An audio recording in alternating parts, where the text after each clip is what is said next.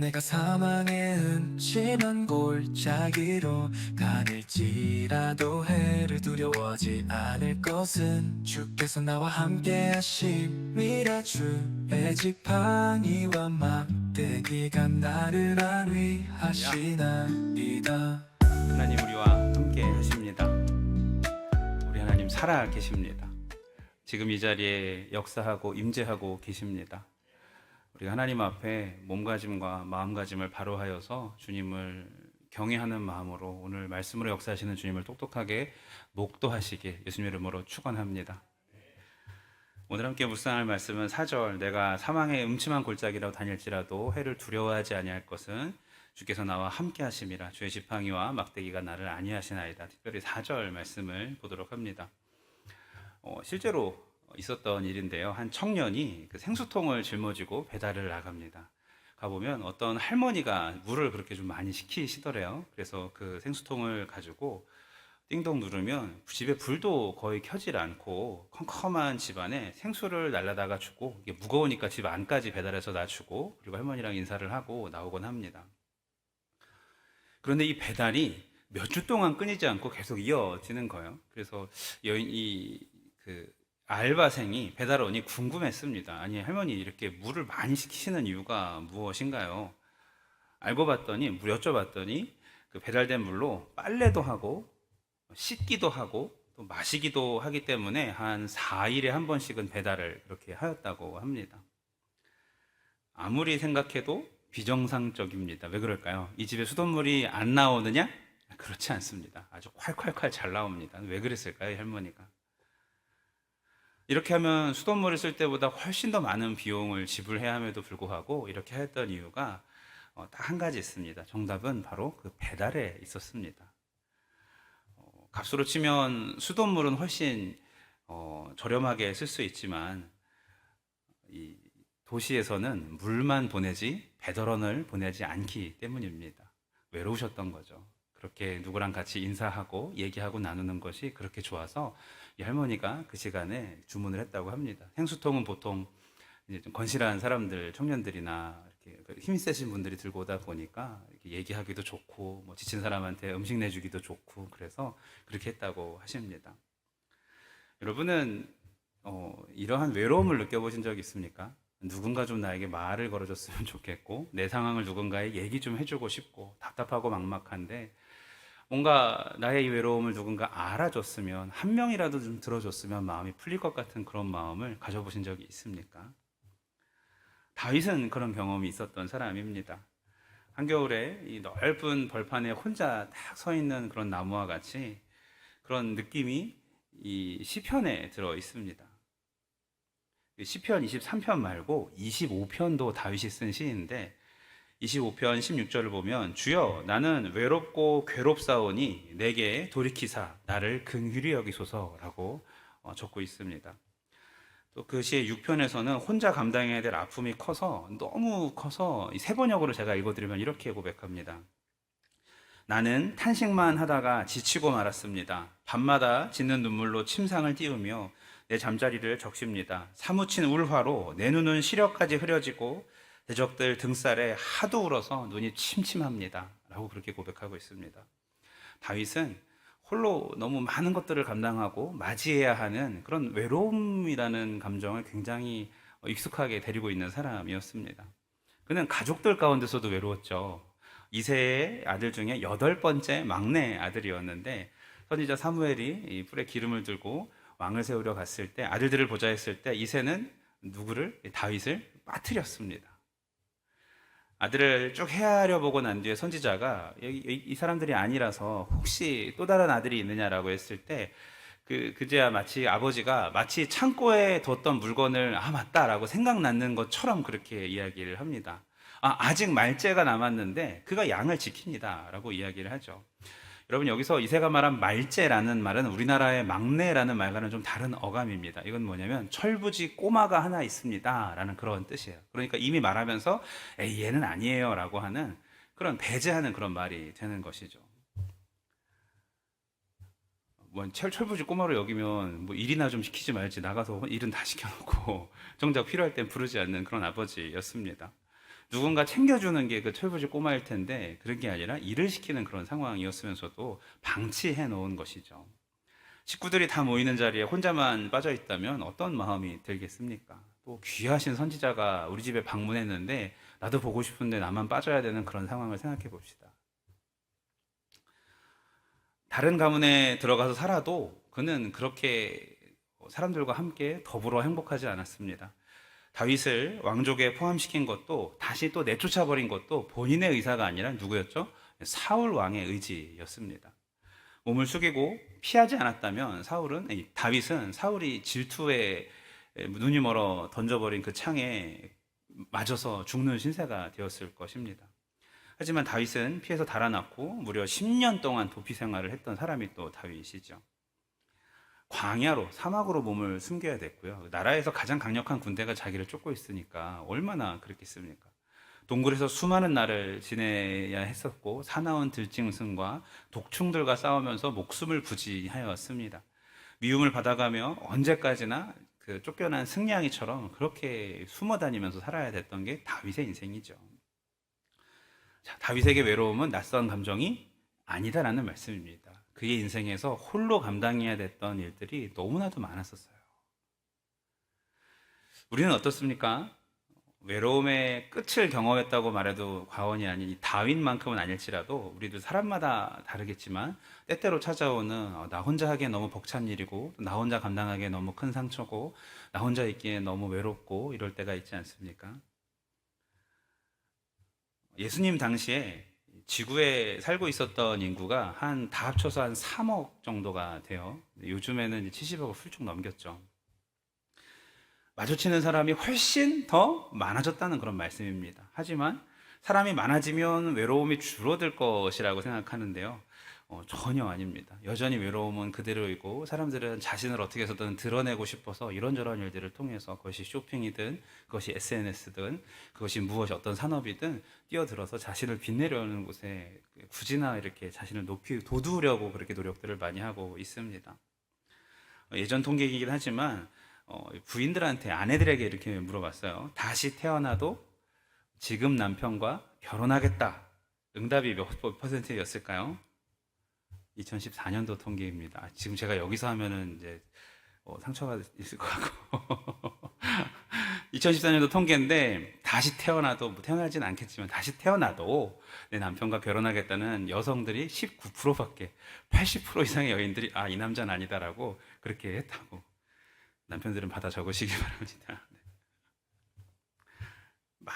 사람들을 많이 만날 뿐 아니라 결혼해서 이제 영원토록 함께하는 동반자가 생겼을지라도 그 외로움이 줄어드는 것이 결코 아니다라는 사실입니다. 어떤 분이 그래요. 그 경상도 여자들은 서울 오빠들을 원한다고 하는데 서울 오빠들 똑같습니다. 지역과 전혀 상관없습니다. 강원도도 마찬가지고요.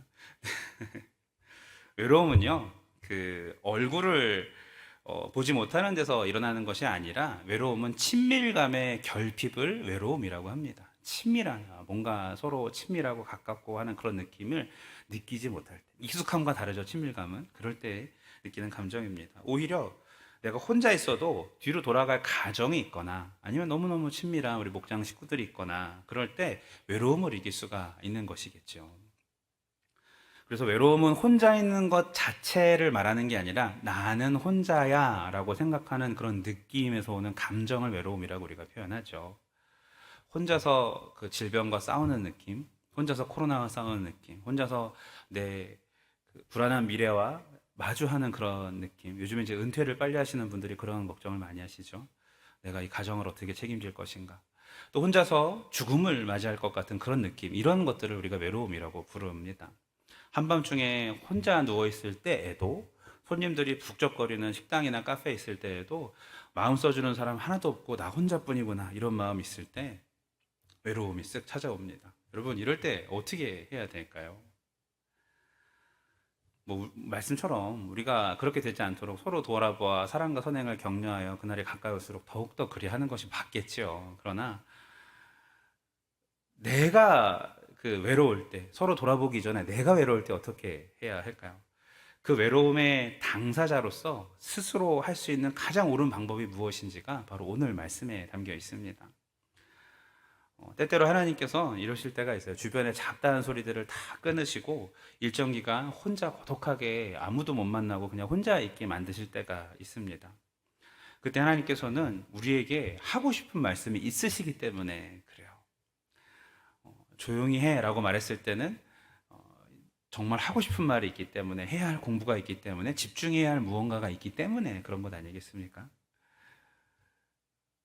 주님은 다윗이 찾아낸 이 보물을, 외로움에 대한 비밀을 우리도 발견하기를 바라며 다윗의 입술을 통해 했던 이 고백처럼 우리의 입술을 통해서도 그 고백을 받기를 원하십니다. 한번 따라해 봅시다. 주께서 나와 함께 하심이라.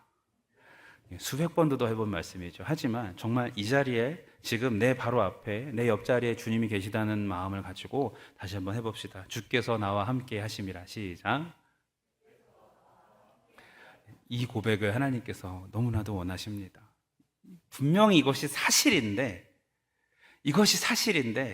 실제인데, 실존인데, 이것을 모르고 살 때가 너무 많다는 것이 우리의 인생이고, 거기서부터 오는 오해와 오류들이 생겨나기 시작하는 게 연약한 신앙생활의 시작 아니겠습니까? 하나님은 신명기 4장 7절에서 모세의 입술을 통해서 이렇게 고백을 받으셨습니다. 우리 하나님 여호와께서 우리가 그에게 기도할 때마다 우리에게 가까이 하심과 같이 그 신의 가까이 함을 얻은 나라가 이 세상에 어디 있느냐? 모세의 어떤 사람들 앞에서 간증이자 고백이자 외침이자 그런 것이었죠.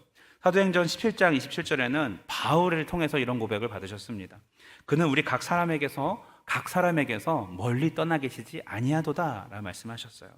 다윗에게도 마찬가지였습니다. 거기가 푸른 초장이었는지 광야였는지 왕궁이었는지 적국이었는지 우리가 알 수는 없지만 다윗은 하나님의 약속이 그분의 진심이고 나와 함께하고 계심을 반드시 분명히 확신하고 있었던 사람이었습니다.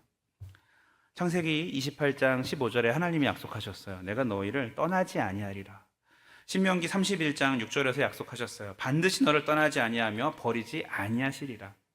열왕기상 6장 13절에서 하나님 분명히 약속하셨어요. 내 백성 이스라엘을 버리지 아니하리라. 시편 94편 14절 여호와께서는 그 백성을 버리지 아니하시며. 할렐루야.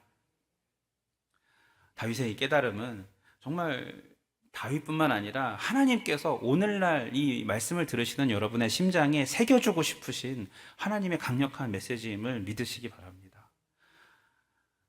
그래서 주님이 함께 하시는 까닭에 우리의 모든 것이 달라질 수 있는 것입니다. 질병이나 사고로 침상을 지켜야 할 때 내가 혼자가 아닙니다. 주님이 함께 하십니다. 학업과 진로와 진학의 어려움을 맞았을 때 혼자가 아닙니다. 주님께서 함께 하십니다.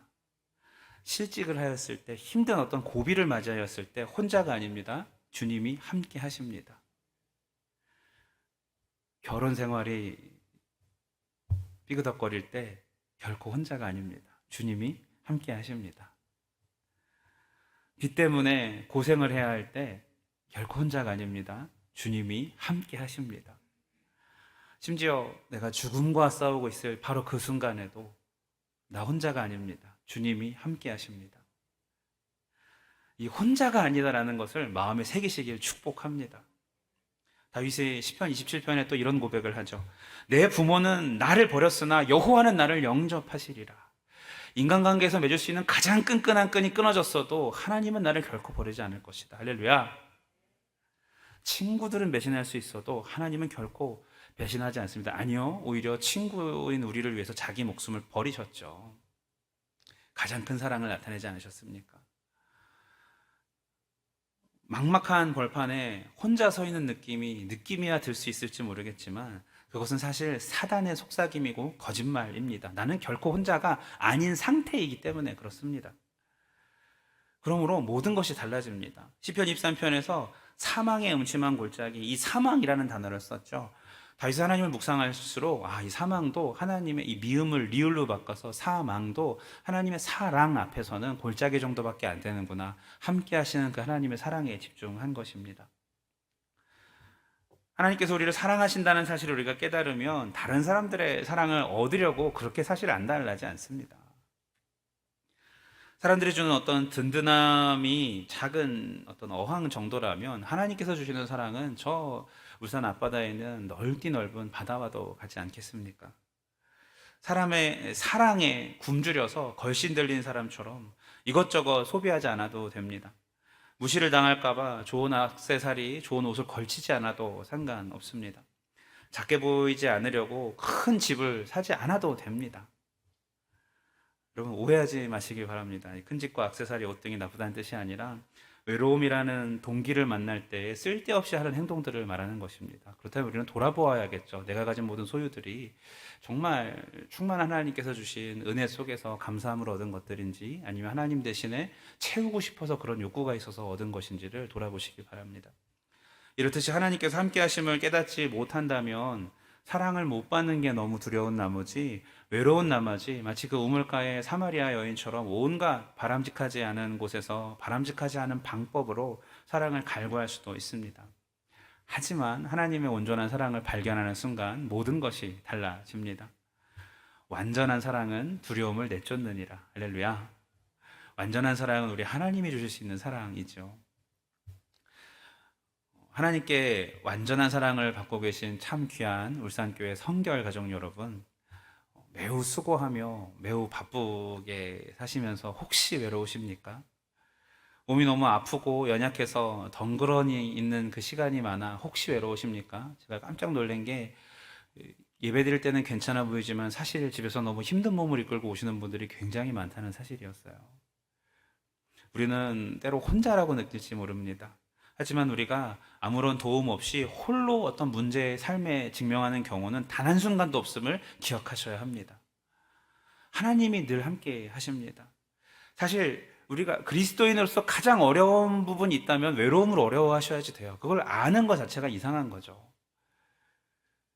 하나님과 항상 함께 하기 때문에 그만큼 우리가 외로움을 느낀다면 내가 하나님과의 그 친밀감의 문제가 있다는 사실이에요. 세상에서의 소외감을 느낄 때 하나님과 친밀하지 않으면 그냥 그대로 소외감을 외로움 속에 덩그러니 놓이게 되는 것이죠. 그럴 때일수록 하나님의 함께 하심을 더욱 붙드시길 축복합니다. 네. 홀로 문제에 부딪히는 것과 하나님과 함께 부딪히는 것은 정말 다른 일입니다. 언제나 외로움이 염려로 발전을 합니다. 걱정으로 발전을 해요. 때문에 혼자라는 생각에서 벗어나 두 손으로 하나님을 꼭 붙드실 때 그때 염려나 걱정이 아니라 내가 붙드신 하나님을 우리가 바라볼 수가 있는 것이겠죠.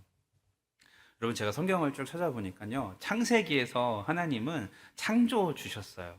그리고 언약을 하시는 언약의 주님이셨어요.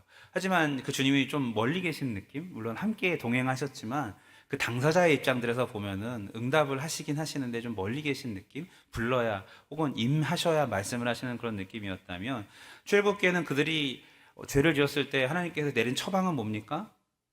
시내산 앞에서 계명을 주시고 그 다음에 그들이 진 중앙에 하나님이 처소를 마련하시고 구름기둥 불기둥으로 그들을 사막에서 지휘하며 다니셨습니다. 하나님이 살아계신 거는 그들에겐 그냥 실제였고 눈 들어서 하늘만 불기둥만 구름기둥만 보면 그냥 눈에 보이는 거였어요. 하나님 살아계시다 봐! 라고 얘기하면 되는 거였었어요. 더 나아가서 열왕기로 넘어오니까 예루살렘 이제는 움직이는 이동식 텐트였다면 예루살렘 성전을 지으면서 정말 상징적으로 하나님의 임재를 상징하는 거처를 하나님께서 마련을 하셨고 호세아에 넘어서는 그것도 모자라서 아내와 남편의 관계로 교회와 그리스도의 관계로 우리를 하나님과 우리의 관계를 그렇게 설정을 하십니다.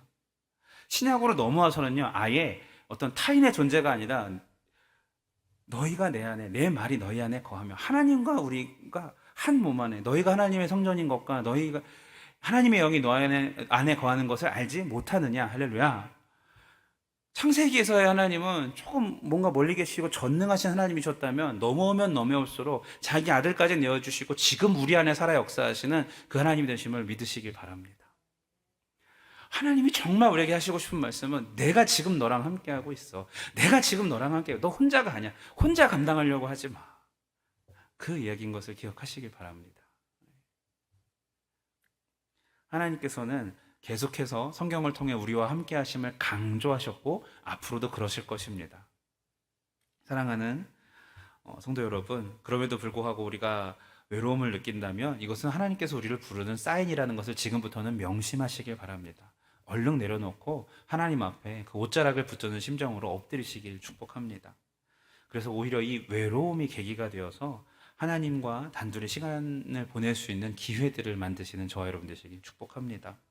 하나님이 모세와 함께 있던 것 같이, 또 다윗과 함께 있던 것 같이, 바울과 함께 있던 것 같이 완전한 사랑으로 나와 함께 하심을 믿으시고 이 외로움이 하늘의 사다리가 되시길 예수님의 이름으로 축원합니다. 따라해볼까요? 주께서 나와 함께 하신다. 이 고백을 이렇게 맥없이 하면 하나님이 좋아하실까요? 다시 한번 진심으로 담아서 확신을 가진 사람만 하십시오. 주께서 나와 함께 하신다.